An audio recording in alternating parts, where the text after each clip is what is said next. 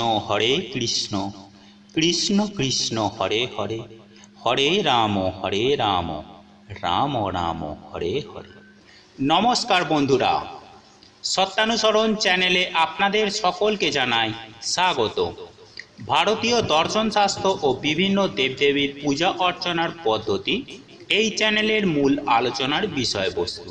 সুপ্রিয় দর্শক বন্ধুরা, আমি সবার প্রথমেই আপনাদের কাছে জানতে চাই যে আপনারা কি সন্ধ্যাবেলায় বাড়িতে সন্ধ্যার প্রদীপ দেখান? আর যদি আপনার উত্তর হ্যাঁ হয়, তাহলে আজকের ভিডিওটি আপনার জন্য। কারণ রবিবারে ভুল করেও বাড়ির এইখানে সন্ধ্যার প্রদীপ দেখাবেন না, যা 90% মানুষ এটা জানে না। আর এটা না জানার কারণে তারা অজান্তেই ভুল করে থাকে। আর এই ভুলের কারণে আপনার জীবনে কখনোই উন্নতি আসবে না। হ্যাঁ বন্ধুরা, আপনি ঠিকই শুনেছেন। আপনি দিনের পর দিন অক্লান্ত পরিশ্রম করার পরেও আপনার উন্নতি হবে না। সুপ্রিয় দর্শক বন্ধুরা, আমি সবার প্রথমেই আসি যে বাড়ির তুলসী তলা আমাদের প্রত্যেকটি হিন্দু সম্প্রদায়ের কাছে অত্যন্ত পবিত্র একটি স্থান, যেটা হলো বাড়ির তুলসী তলা।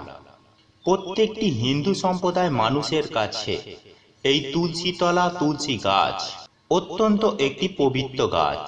তুলসী, যার অর্থ হলো যার তুলনা নেই। ব্রহ্ম কৈবর্ত পুরাণে তুলসীকে সীতা স্বরূপা, স্কন্দ পুরাণে লক্ষ্মী স্বরূপা, চক্র সংহিতায় বিষ্ণুপ্রিয়া স্বরূপা, ঋগ্বেদে কল্যাণী বলে আখ্যায়িত করা হয়েছে। আর প্রত্যেকটি হিন্দু সম্প্রদায় মানুষের বাড়িতে তুলসী গাছ বা তুলসী মঞ্চ অর্থাৎ তুলসী তলা অবশ্যই থাকে। আর সেই তুলসী তলায় তুলসী গাছকে যেমন পুজো করা হয়, তেমন তুলসী পাতাও ভগবান বা ঈশ্বরের পুজো আরাধনার ক্ষেত্রেও কাজে লাগে। এছাড়াও এই তুলসী পাতা আয়ুর্বেদিক ঔষধি হিসাবে কাজ করে।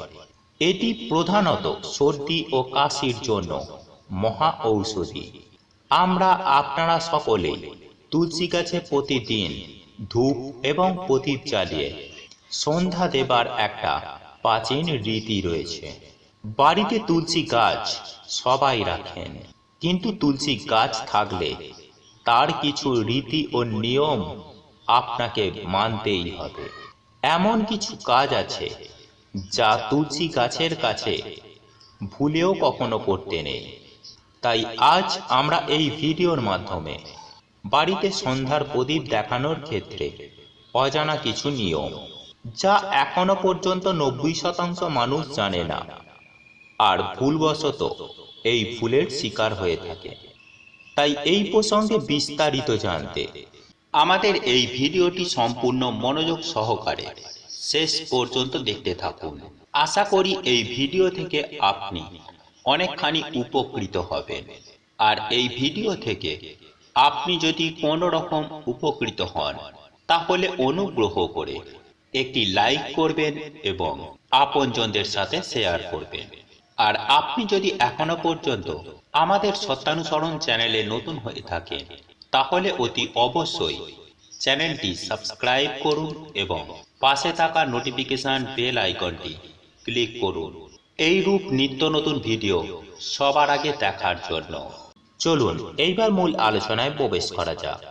সুপ্রিয় দর্শক বন্ধুরা, এইবার আমি যে বিষয়গুলি আপনাদের জানাবো, অতি অবশ্যই মনোযোগ সহকারে শুনুন এবং পালন করার চেষ্টা করুন। যেমন রবিবারে তুলসী পাতা ছিঁড়তে নেই, এ কথাটি অনেকেই এখনো পর্যন্ত জানে না। বিষ্ণু পুরাণ অনুযায়ী একাদশী, দ্বাদশী, সূর্যগ্রহণ ও চন্দ্রগ্রহণের সময় তুলসী গাছের পাতা ছিঁড়তে নেই। কারণ শাস্ত্রে মনে করা হয় মাতা তুলসী মহারানী রবিবারে একাদশীর ব্রত পালন করেন, তাই রবিবারে তাকে বিরক্ত করা একদমই উচিত নয়। তাই এই রবিবার দিন ভুল করেও তুলসী পাতা ছিঁড়বেন না। তুলসী মহারানী অত্যন্তই রুষ্ট হন, অর্থাৎ এই কাজ ভুলবশত করে ফেললে জীবনে চরম খারাপ সময় নেমে আসবে।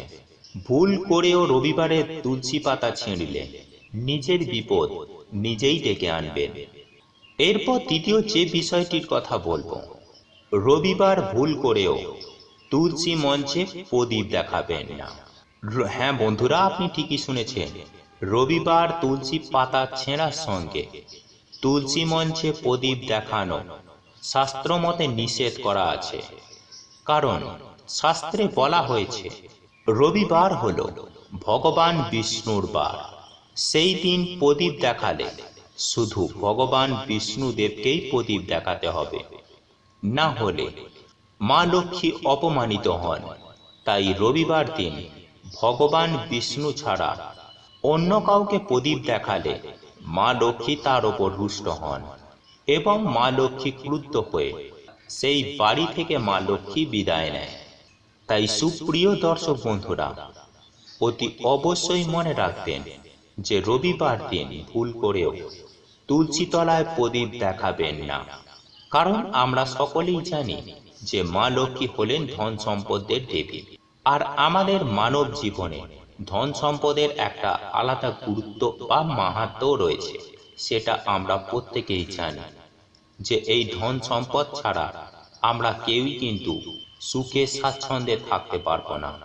এরপর আমি তৃতীয় যে কথাটি আপনাদের বলবো, সেটি অত্যন্ত গুরুত্বপূর্ণ একটি বিষয়, আর তা হলো স্নান না করে কখনো তুলসী গাছকে স্পর্শ করবেন না। শাস্ত্রে বলা হয় আপনি যদি স্নান না করে তুলসী পাতা ছেঁড়েন তাহলে তুলসী বাসি হয়ে যায়। তুলসী পাতা 11 দিন পর্যন্ত জল ছিটিয়ে ভগবানের উদ্দেশ্যে নিবেদন করা যেতে পারে। 11 দিন পরে তুলসী পাতা বাসি হয়। তাই সুপ্রিয় দর্শক বন্ধুরা, আমি আশা করব আপনাদের বাড়িতে যদি তুলসী গাছ থাকে তাহলে এই 3টি নিয়ম অতি অবশ্যই মেনে চলার চেষ্টা করবেন এবং প্রত্যেকটি রবিবার সন্ধ্যা দেবার সময় অতি অবশ্যই এই বিষয়টি খেয়াল রাখবেন। আর আপনি যদি নিত্য সন্ধ্যাবেলায় আপনার বাড়িতে সন্ধ্যার প্রদীপ দেখান তাহলে অতি অবশ্যই আমাদের কমেন্ট সেকশনে লিখুন ওম লক্ষ্মী নারায়ণী নমঃ।